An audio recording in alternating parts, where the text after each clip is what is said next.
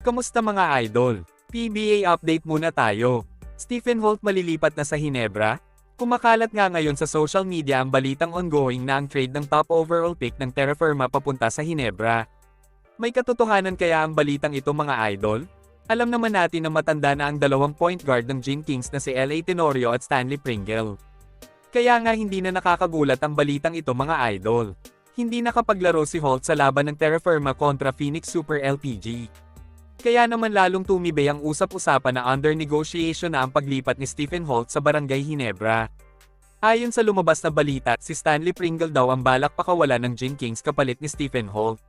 Si Pringle ay 37 anyos na at medyo lapitin na din ng mga injuries.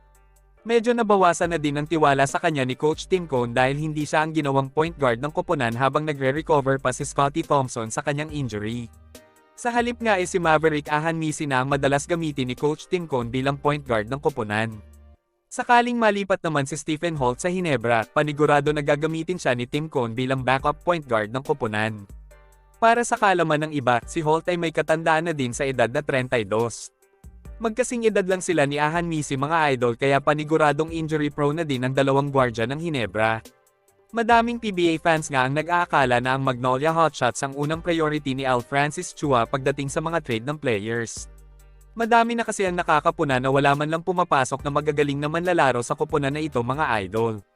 Hindi kagaya ng SMB at Hinebra na madalas pabago-bago ng lineup kada taon. Hindi lang sila basta-basta nagpapalit ng players kundi mga superstar sa ibang koponan ang palagi nilang target na makuha. Bagamat hindi pa naman maituturing na superstar si Stephen Holt, panigurado na lalabas ang totoong laro niya sa Barangay Hinebra. Samantala, nabahira na din ng talo ang koponan ng Blackwater Bossing sa All-Filipino Cup. Natalisad sila sa koponan ni Berto na NLEX Road Warriors. Pansamantala namang humalili si Coach Jong Uichiko kay Frankie Lim bilang head coach ng NLEX. Na-injury kasi si Coach Frankie sa practice ng NLEX kaya hindi siya nakadalo sa laro ng Road Warriors. Magandang panalo naman ito para kay Coach Jong dahil siya ang unang nakatalo sa undefeated team na Blackwater Bossing. Natalo din sa pangalawang pagkakataon ng Terra Firma Jeep.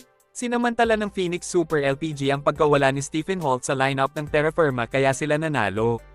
Hanggang dito na lang muna mga idol. Maraming salamat sa panonood. Kita-kits ulit tayo sa videos na aking ipapalabas patungkol sa basketball. Kung bago ka pa lang sa channel ko, please consider to subscribe at huwag kalimutan pindutin ang like at notification bell button para updated ka sa videos na aking ipapalabas. Salamat mga idol!